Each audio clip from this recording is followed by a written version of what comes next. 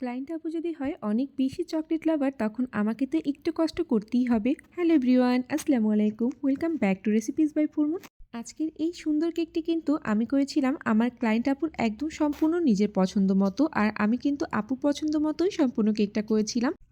আপুর ইচ্ছে ছিল আমি যেন একটা সুন্দর ময়েস্ট কেক করি, আর স্কোয়ার শেপে যেন আমি ময়েস্ট কেকটা করে থাকি, আর তার উপরে একটা থিক গানাশ দিয়ে যেন আমি সুন্দর করে ডেকোরেশন করে দিই, আর ডেকোরেশনটা যেন খুব সুন্দর হয়ে থাকে।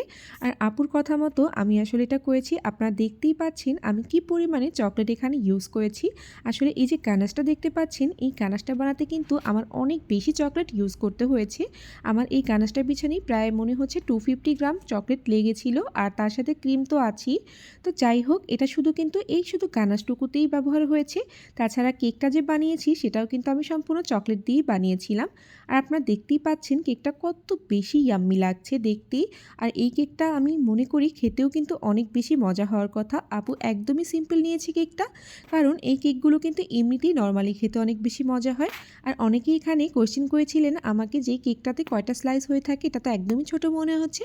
তবে আপু আমার কাছ থেকে এই কেকটা নিয়েছিলেন ৯টা যেন পিস করা যায় সেইভাবে করে। আসলে আপু একজনের জন্য গিফট হিসেবে এই কেকটা নিয়েছিল, আর সে যেহেতু একজন চকলেট লাভার ছিল, তাই আপু আমার কাছ থেকে এইভাবে কাস্টমাইজ করিয়ে এই কেকটা নিয়েছিলেন। আসলে এক একজনের পছন্দের তালিকাগুলো এক এক রকম থেকে থাকে, তাই আপুর পছন্দটাকে আমি কিন্তু কোনোভাবেই নাজারান্দাজ করতে পারছি না, কারণ আপুর এই পছন্দটাও কিন্তু আমার কাছে বেশ ভালো লেগেছে। গতানুগতিক জিনিসের থেকে একটু ঊর্ধ্বে গিয়ে কোনো কিছু করলে কিন্তু সেই জিনিসটাও কিন্তু অনেক বেশি সুন্দর হয়ে থাকে, আর আমার কাছেও এই জিনিসটা ঠিক তেমনই লেগেছিল।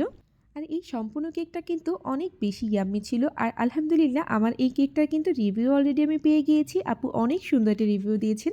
যেহেতু আমি ফার্স্ট টাইম করেছিলাম, আমার একটু চিন্তা ছিল যে কেকটা ভালো লেগেছে কিনা, তবে আলহামদুলিল্লাহ আপু অনেক বেশি স্যাটিসফাইড ছিল এই কেকটা নিয়ে। আজকের মতন এখানেই বিদায় নিচ্ছি। আল্লাহ হাফেজ।